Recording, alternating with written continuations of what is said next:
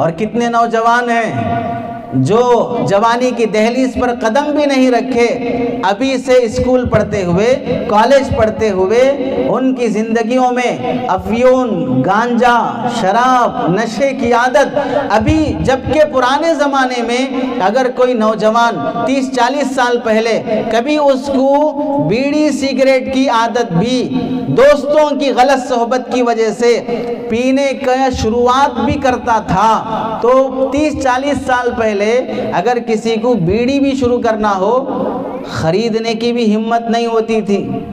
سڑک پر کوئی پی کر پھینک دیا ہے، وہاں سے اٹھا لیتا، کہیں سے ماچس چرا لیتا، کھیت میں جا کے وہ آدھی بیڑی پی کر آتا۔ یہ ڈر تھا شروعات میں۔ پھر آہستہ آہستہ جب بے حیا بے شرم بن جاتا ہے تو پھر کھلے عام بیڑی سگریٹ بھی عام ہو جاتی ہے۔ لیکن آج اتنی بھی شرم حیا نہیں ہے، آج 10 کا ایگزام دینے سے پہلے ہی بچہ نشے کا عادی بن جاتا ہے، کالج میں قدم رکھنے سے پہلے ہی افیون اور گانجے کا عادی ہو جاتا ہے۔ جو باپ، جو لڑکا اور جو مرد نشے کا عادی ہو جاتا ہے اسے سن لینا چاہیے۔ اللہ کے نبی علیہ السلام فرماتے ہیں جو شراب پیے گا، چوری کرے گا، سود کھائے گا، یتیم کا مال ہڑپے گا، اللہ تعالیٰ اسے جنت میں کبھی داخلہ نہیں دیں گے، اس پر جنت حرام کر دیتے ہیں۔ جو ایسے حرام کاموں میں مبتلا ہو جاتا ہے، اللہ کے نبی علیہ السلام نے ایک مرتبہ فرمایا سنو، جو شراب کے عادی ہو جاتے ہیں اللہ تعالیٰ ان کی دعائیں قبول نہیں کرتے، ان کی نسل ان کی تربیت سے محروم ہو جاتی ہے۔ اتنی غضبناک اور اتنی سخت وعید اللہ کے نبی علیہ السلام نے شراب پینے والوں کے بارے میں فرمائی ہے کہ شراب بنانے والے پر، شراب لانے والے پر، شراب بیچنے والے پر، شراب خریدنے والے پر، پینے کے لیے مدد کرنے والے پر، شراب سے کسی بھی طرح سے تعلق رکھنے والے پر اللہ کی لعنت برستی ہے۔ اور جو لوگ شراب پیتے ہیں اتنی سخت وعید اللہ کے نبی علیہ السلام نے فرمائی، اگر سن سکتے ہو تو سنو۔ ایک حدیث میں اللہ کے نبی علیہ السلام نے فرمایا جہنمی جہنم کے اندر ایک نہر سے پناہ مانگیں گے۔ وہ کون سی نہر ہے جس سے جہنمی بھی پناہ مانگتے ہیں؟ وہ نہر ہے جس میں اللہ تعالیٰ دنیا میں بدکاری کرنے والے مرد، بدکاری کرنے والی عورتیں شادی سے پہلے کالج لائف میں بوائے فرینڈ بنا لینا، گرل فرینڈ بنا لینا، سہیلیاں دوست بنا لینا، شادی کے بعد بیوی ہونے کے باوجود بھی ناجائز تعلق رکھنا، شوہر ہونے کے باوجود بھی ناجائز تعلق رکھنا شریعت میں اتنا ناپسند اور گھنانا عمل ہے۔ ایسے زانیوں کو، ایسے بدکار مرد اور عورتوں کو اللہ جہنم کے گڑھے میں ڈالیں گے۔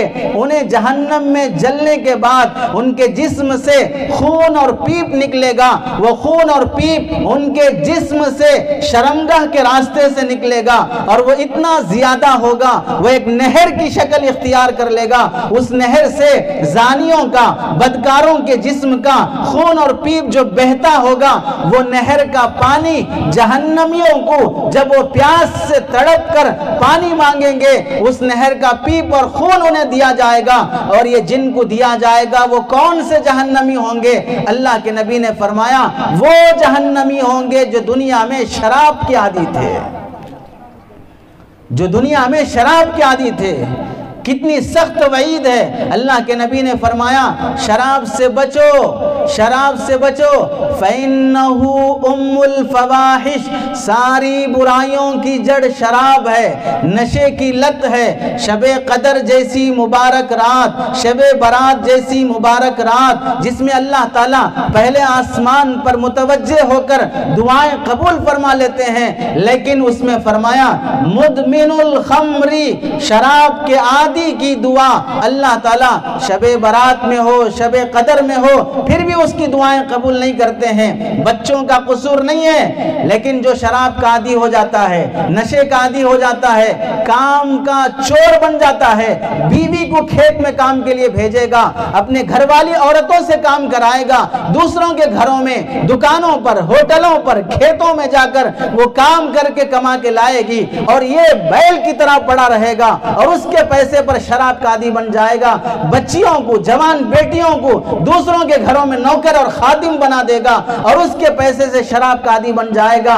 جوڑا جہیز میں آئے ہوئے پیسے، باپ کی پراپرٹی میں آئی ہوئی رقم سب شراب کی لت میں اڑا دے گا۔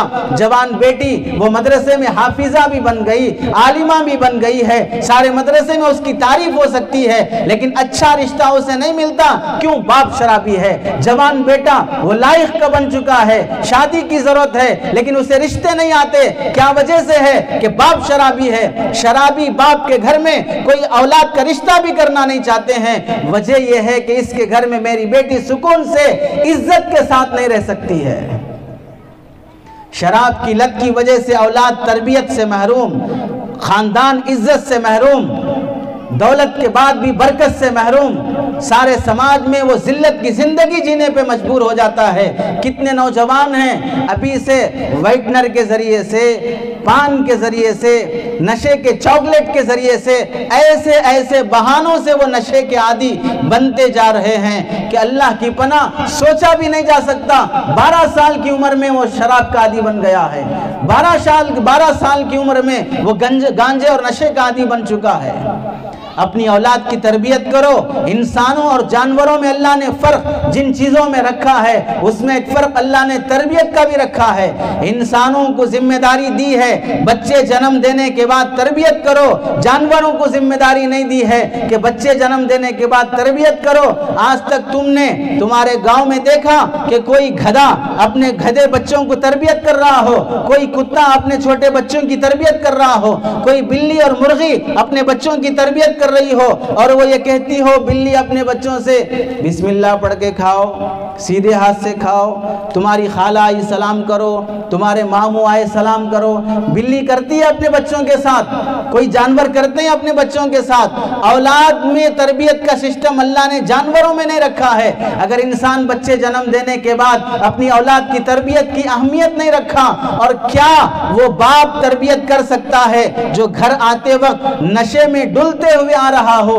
کسی شاعر نے کیا خوب لکھا ہے، پی کے جب وہ میخانے سے چلا ہوا ہوش سے مدہوش، پی کے جب وہ میخانے سے چلا ہوا ہوش سے جب مدہوش، جا کے نالی میں گرا، کتے نے جب اس پہ پیشاب کیا تو کہا ساقیہ اور پلا اور پلا۔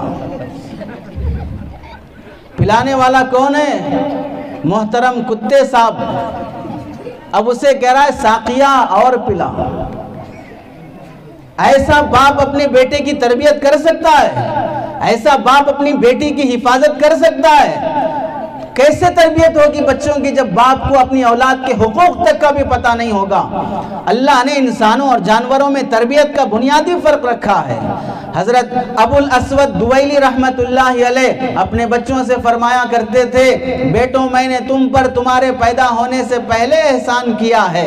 وہ کیا احسان ہے؟ میں نے شادی کے لیے ایسی لڑکی سے نکاح کا انتخاب کیا ہے کہ وہ صرف میری خواہش پوری کرنے والی نہ ہو، بلکہ میں نے اپنی شادی کے لیے اپنی ہمسفر، اپنی بیوی کا انتخاب میں صرف خواہش سامنے نہیں رکھا ہے، میں نے یہ سوچا میری بیوی کیسے ہونی چاہیے، اس سے زیادہ میں نے یہ سوچا میرے بچوں کی ماں کیسی ہونی چاہیے، کیسے اخلاق والی ہونی چاہیے، کیسی تربیت والی ہونی چاہیے۔